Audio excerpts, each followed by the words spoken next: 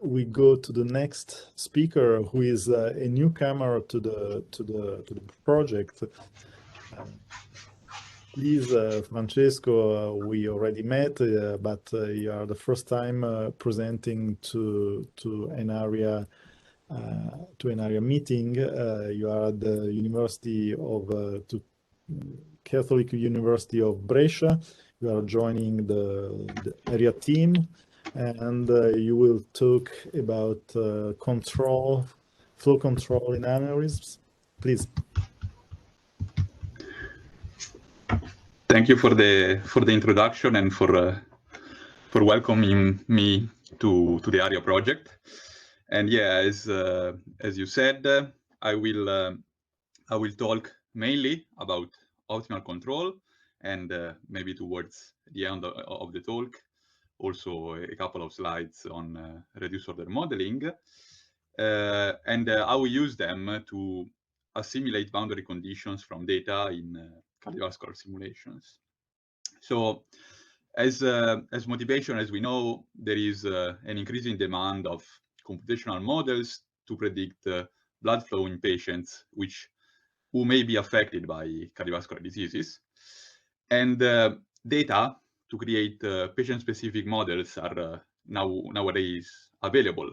For instance, the geometry of the blood vessel itself is available by means of CT scans or MRI, and measurements of the state of the system may be available as well. For instance, velocity measurements by means of 4D flow MRI.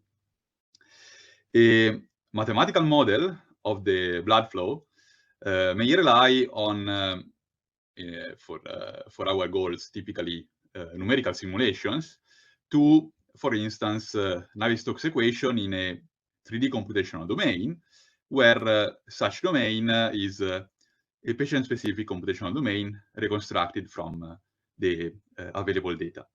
But there are at least two buts.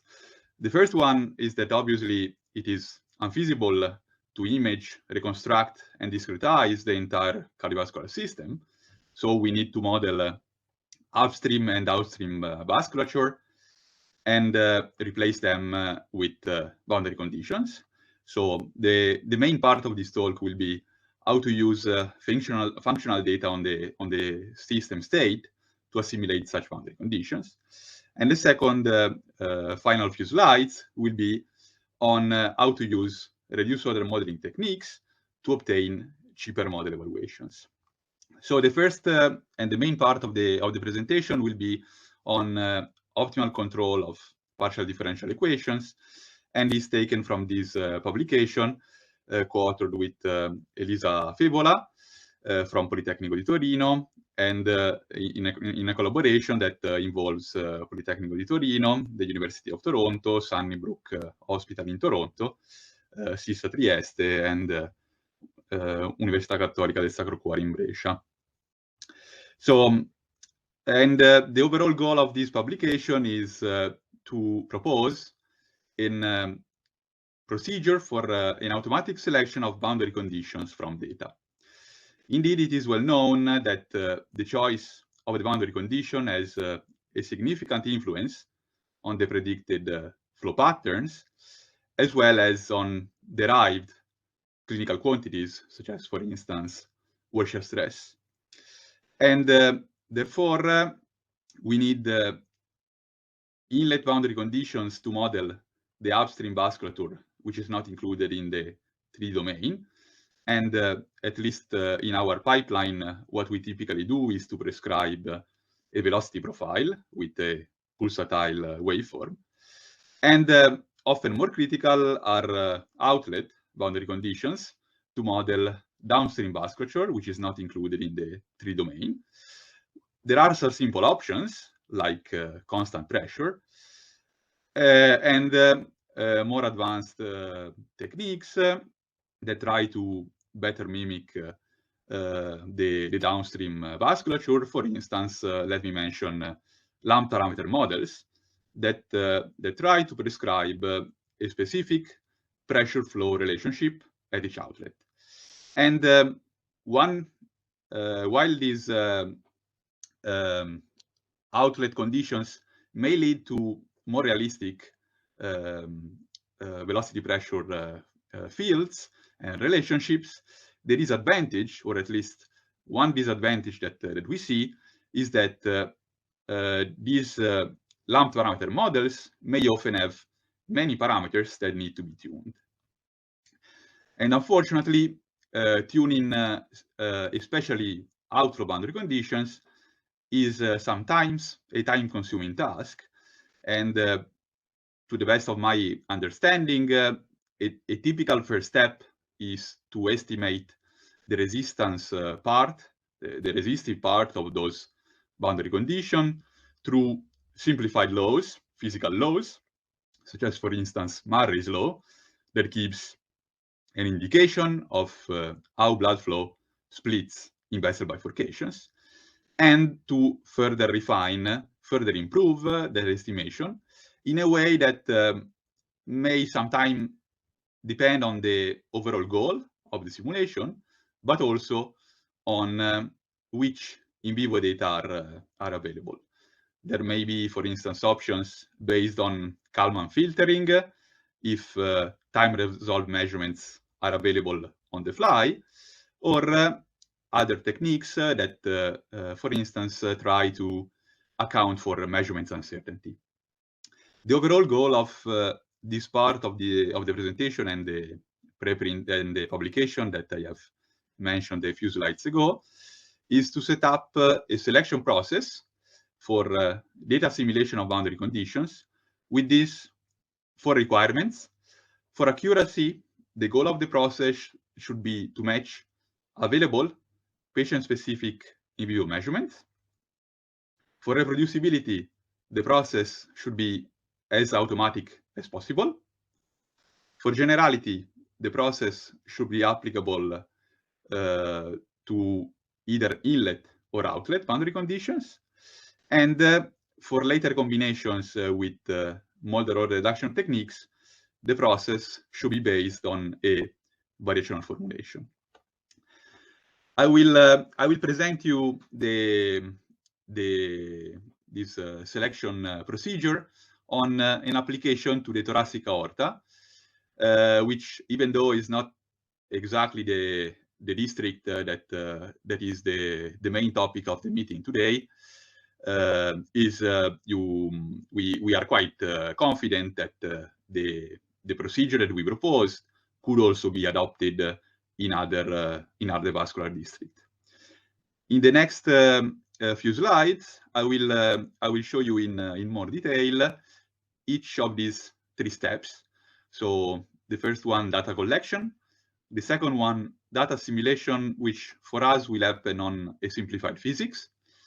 And the final one, model validation on a physics which is more detailed. So in terms of data collection, step 1, we have 4 clinical cases collected by an hospital in Toronto.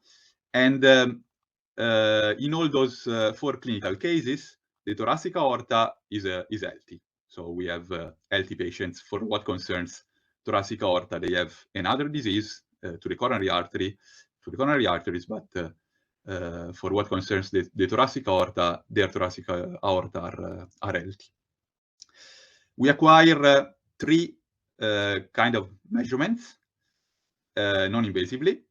So 1, a cardiac CT scan to acquire anatomical information about the aorta and the supra-aortic branches. Then 2, brachial cuff measurements of systolic and diastolic blood pressure. And 3, for the flow MRI data that we use to collect in vivo measurements of blood velocity in the aorta and its branches. Then ELISA has post-processed those 3 non-invasive measurements to obtain, first of all, a 3D reconstruction of the aorta and its branches, the mean arterial pressure, which, since we do not have any other pressure information, we will assume to be representative of the average pressure in the aorta. And finally, the flow rate waveform at the the inlet, the ascending aorta mainly, basically, at the main outlet, the descending aorta, and at the remaining outlets, so the supraortic branches. In step number 2, we will set up a data assimilation procedure based on an optimal control problem. And an optimal control problem consists in determining a number of control variables, which are unknown, so that a cost function is minimized under the constraint that a system of partial differential equation, which describes the physical state of the blood vessels, in this case, holds. The solution, so the outcome of this optimal control problem, provides an estimate of the unknown control variables as well as the corresponding state variables. And actually, what we will care about will be an estimate of the unknown control variables, which we will use as inputs to the validation phase at step number 3. Therefore, in the next couple of slides, in order to set up a specific data assimilation procedure for boundary condition estimation, I need to tell you how is it that the action of the control variables will affect the boundary conditions, how the cost functional, which we want to minimize, will encode the mismatch between the in vivo measurements and the simulation results, and finally, what system of partial differential equations we will use to model the blood flow. So, starting from this last item, as a physical model in this step number 2, I will use, for reasons that will be clear in a second, a simplified physical model based on steady Stokes equations, where as data at this for this simplified physical model, I will provide an inlet profile at the ascending aorta, which where the flow rate, the pulsatile flow rate is obtained. Sorry, the steady state flow rate is obtained by taking the average of the 4D flow MRI data restricted to the inlet section, and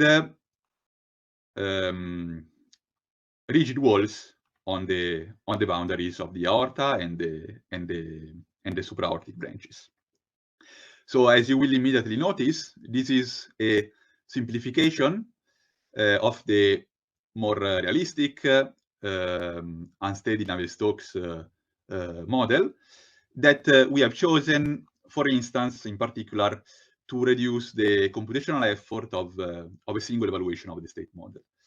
And for an audience like this one, this will immediately call for the enabler number 2, which will be reduced order modeling technique that will be an alternative way to keep a low computational cost without such an extreme model simplification. The second ingredient that I need to explain to you relates outlet boundary conditions and how we use the control variables to indeed control boundary conditions at the outlet. So we set control variables as the resistance values at the 4 outlets of our 3D patient-specific model. And therefore, in this way, we are prescribing a resistive pressure flow relationship where we are trying to tune the resistance coefficient Ri for where I is an index that enumerates over the 4 different outlets. Since we have made in the previous slide the simplification to a steady problem, we realize that we can only estimate resistance values and not, for instance, capacitance values that would be needed in an unsteady simulation. And in our for us, this allows us in this first proof of concept study. This is a way that that makes it possible to perform a fair comparison to other simpler tuning approaches, which are based on simplified physical laws, such as, for instance, Murray's law or Ohm laws, which would in the same way only estimate resistance values. Furthermore, this will not really be a limitation going forward, because we then can use the estimated resistance value in the detailed physical model, which will be unsteady, that I will set up at step 3 for validation purposes. Finally, the fourth ingredient, sorry, the third ingredient that I need to explain to you is the cost functional. And in this cost functional, starting from in vivo data that we have, the mean arterial pressure that we will determine based on pressure measurements, and flow rates that we will determine as time average of the flow rates for the flow MRI, we will set up a cost functional J that with the explicit goal of making sure that the simulated pressure P is as close as possible to the in vivo pressure data, and in a similar way that the simulated flow rate is as close as possible in a least square sense to the time averaged measured flow rate. So to summarize, the optimal control problem asks us to find 4 values of resistances such that this cost functional J is minimized under a Stokes constraint with the boundary conditions either on the inlet sections, the walls, and at the outlets. We will. It's important to realize to close this step number 2 presentation that in this condition at the outlet will appear the value Ri of the controls, which we will need to find. In practice, solving such an optimal control problem will require a few more technical details, such as a variational formulation of the constraint, or optimality conditions, or solution methods for these optimality conditions that I will not discuss in detail here, but you might find in the publication. Finally, step 3, which is the model validation. After having obtained the optimal values for the resistances R, we set up a unsteady Navier-Stokes simulations where the resistances produced by the steady model are split into a proximal and distal resistances according to literature data. And since our data simulation method cannot estimate capacitance values, we will employ capacitance values from literature and split them proportionally to the area of each outlet. Therefore, in the model validation phase, we will run 4 unsteady Navier-Stokes simulations, where those 4 simulations will differ from for what concerns the values of the resistance at the outlets. So the first simulation will be using the resistance values that our data simulation procedure prescribes. The second case will be will use Murray's law to prescribe data, to prescribe the resistance at each outlet. The third case will employ Ohm law to prescribe resistances at each outlet. And we recognize that this Ohm law is a 0D equivalent model, which goes by simplifying much further our three-dimensional representation. And finally, as fourth case, we will try to mimic our optimization procedure in this 0D setting. So in this setting in which the resistances are provided by the electric analogy obtained using Ohm law. Therefore, after running those 4 simulations, we will compare the results in terms of relative errors between the measured pressure and the simulated one, and the relative error of the measured outlet flow rates and the simulated one. So I will have 3 slides on results. In the first slide, I will show you a comparison of our method, which in the pictures that you see on the left is shown in blue, to the simplified approaches, which are those columns in the plots shown in red for Murray's law and orange for Ohm law plus optimization. Furthermore, another aspect that we noticed is that the 4D flow measurements, which are our data, are far from perfect. And the most striking violation is that those 4D flow measurements violate mass conservation of up to 15%, which is still considered acceptable for current technology. And we would like our selection procedure to be robust to this measurements error. Therefore, in the images that you have on the left, you have one case, patient 2, in which there is a small mass conservation violation, and another case, patient 4, in which there is a large mass conservation violation.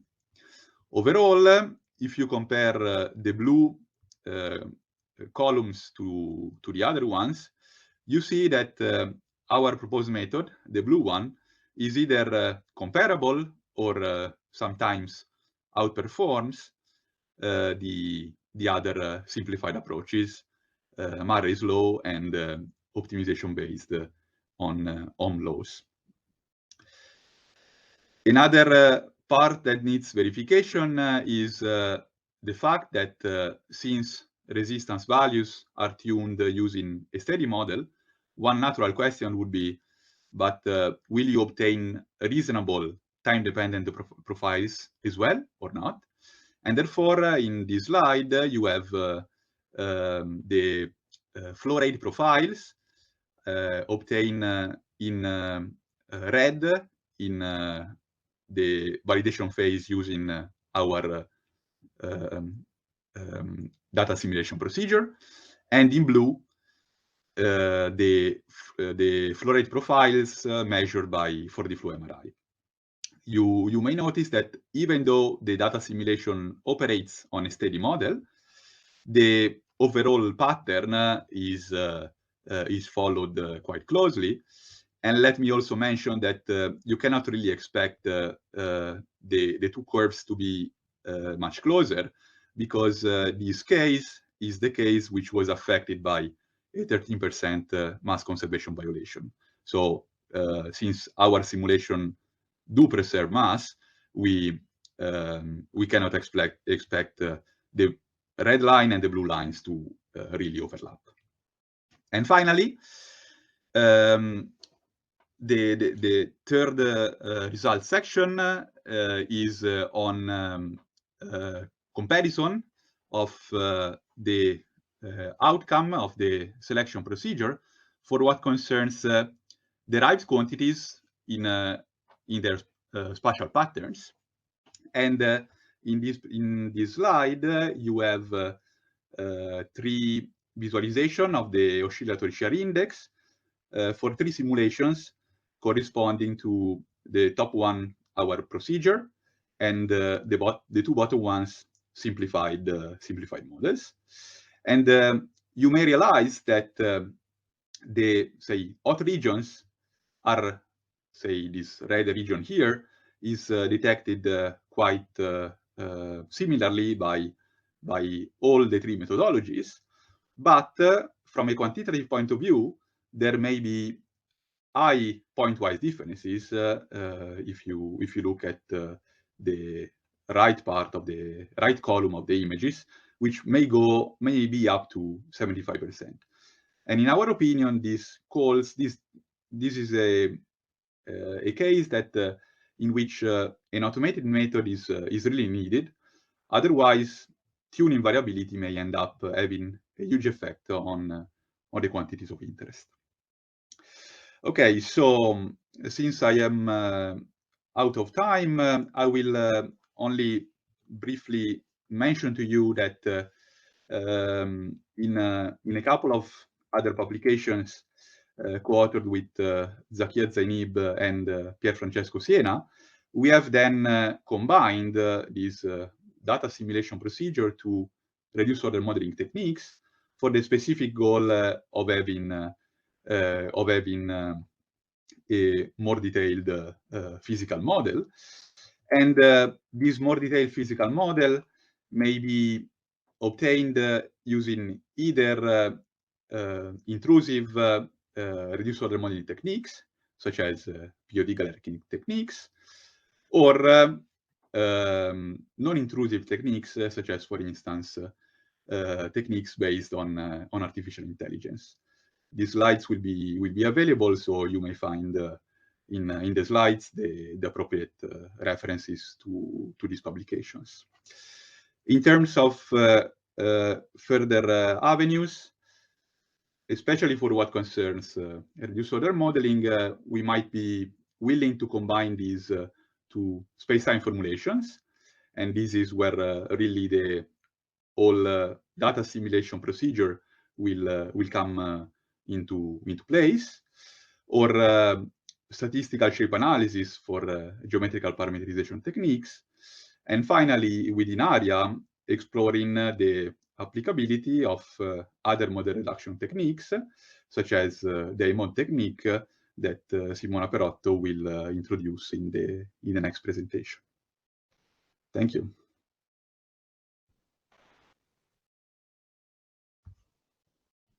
Thanks, Francesco. Very nice talk. Please, any question in the audience?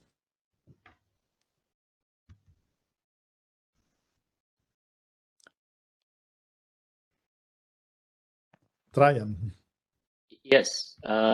So I have a question about, so very briefly, I know that, Francesco, you only briefly talked about the reduced order model at the end. And I was just wondering what type of ROM have you used for the Stokes equations? So like for the velocity, pressure, coupling, anything in particular, or at this? Okay, so for the velocity pressure coupling, as usual in the reduced basis community, we have used we need to take care of the in-soup condition also at the reduced order level. So basically, of the fact that the Navier-Stokes system has a saddle point structure. So this has some technical ingredients, namely for what concerns the Navier-Stokes equation supremizer enrichment. But to make things even more complex, the actual optimality conditions, which I have not shown at all in this presentation, actually feature a nested saddle point structure. So you will have to take care of two such in soup conditions.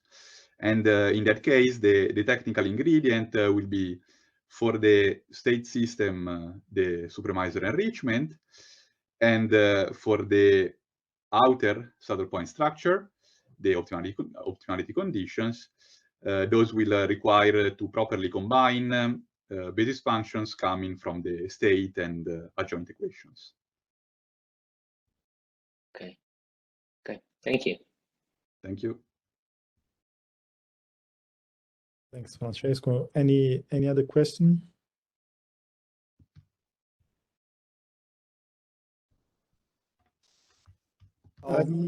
Please, Umberto. I have a very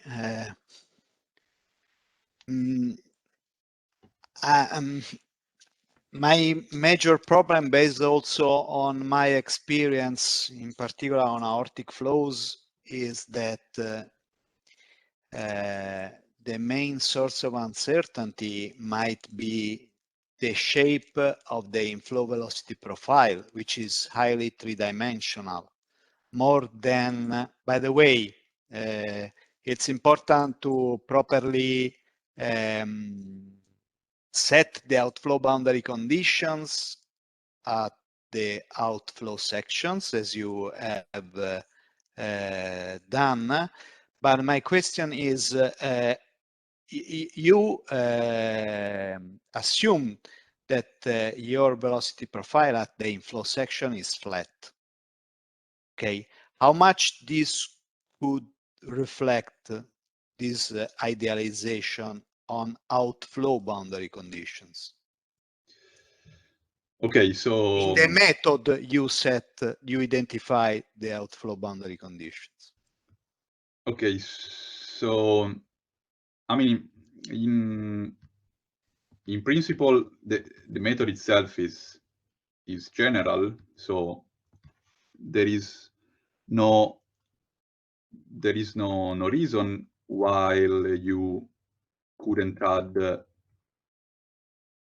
an additional term here in J. So if we believe that another critical part is the spatial profile at the inlet, in principle, we may add another addend here that tries to match the simulated profile with the measured one. Of course, in that case, we cannot really impose, as we are doing right now, the inlet profile as a strong Dirichlet boundary condition. We would need something else.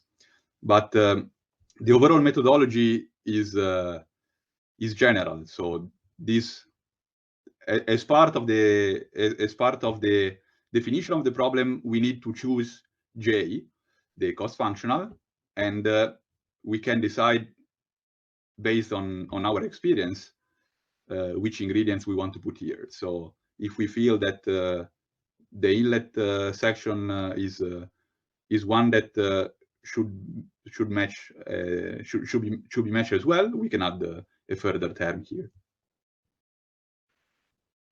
Okay, so my suggestion was, if you have the measured three-dimensional or four-dimensional flow velocity profile at the inflow section of your model, you should prescribe the 3D profile at the inflow section and carry out the same analysis in order to compare your results using the flat velocity profile with the realistic 3D measured flow velocity profiles at the inflow section. Okay. This would be very interesting, because you can say if the uncertainty of the shape of the flow velocity profile propagates to the outflow boundary conditions. Okay, thank you for the suggestion. You're welcome. Great, thanks. Any additional question? That's very nice. Traian, please. One very quick question for Francesco. So I'm going back to the reduced order modeling part. What was the speed up factor within this optimal control framework, you know, the ROM versus the FOM, is that significant, or I didn't catch that? Yeah, I didn't actually report it because probably it would have been an unfair way of comparing the two sets of results that I had, because in one set of results I'm using intrusive, say a Galerkin, a projection-based approach based on a Galerkin method, and as you know, this requires all the bells and whistles of, like, in order to make it efficient, like hyper reduction, while the other one is a data-driven one, in which you completely forget about the physics, but easily get huge speed-ups. So any figure that I would give you would need to come with this specification, and I think that Pier Francesco is in the audience. For instance, he will remember the speed up of his application using neural networks. I think it was quite impressive, like 10 to the power 5, but still it would be unfair to compare this 10 to the power 5 to the one based on a Galerkin method on a reduced basis, because it's a different method. Thank you. Thank you. Thanks.